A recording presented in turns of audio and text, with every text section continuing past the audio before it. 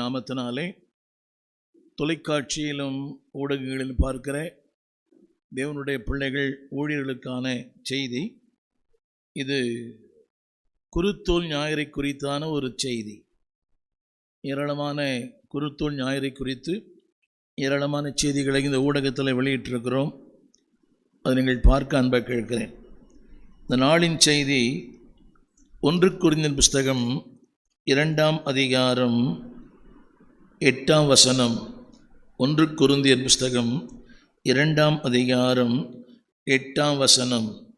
அந்த வார்த்தை இப்படி 7ஆம் வசனம் இப்படி சொல்லுகிறது: உலகத் தோற்றத்துக்கு முன்னமே தேவன் தம்முடைய மகிமைக்காக ஏற்படுத்தினது, 2வது மறைக்கப்பட்டது, 3வது இரகசியமானது. திரும்ப சொல்லுகிறேன், உலகத் தோற்றத்துக்கு முன்னமே தேவன் சிலுவையை தம்முடைய மகிமைக்காக. நீங்கள் என்ன நினைக்கிறாங்க? சிலுவை என்பது அன்பானவர்களே இழிவுக்கு அல்ல, மகிமைக்காக.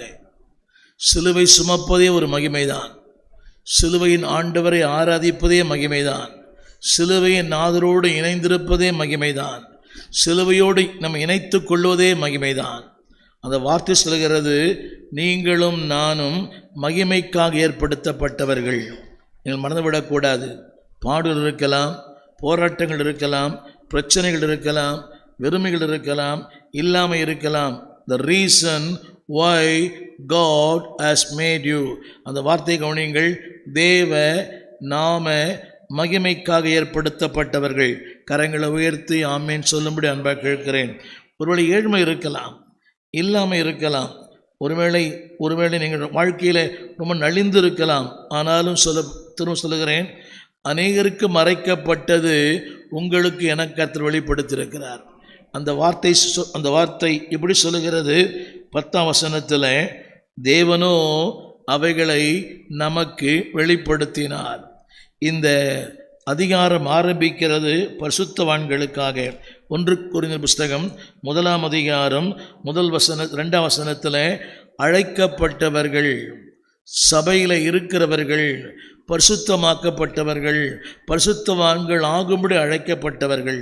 நன்றாக கவனிக்க வேண்டும்.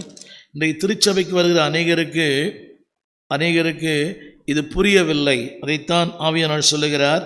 அந்த 8ஆம் வசனத்தில் 1 கொரிந்தியர் 2:8 தேவன் ஆயத்தம் பண்ணினதை, வாழ்வை, வசதியை, மேன்மையை, உயர்வை ஆயத்தம் பண்ணினதை இந்த உலகத்தில்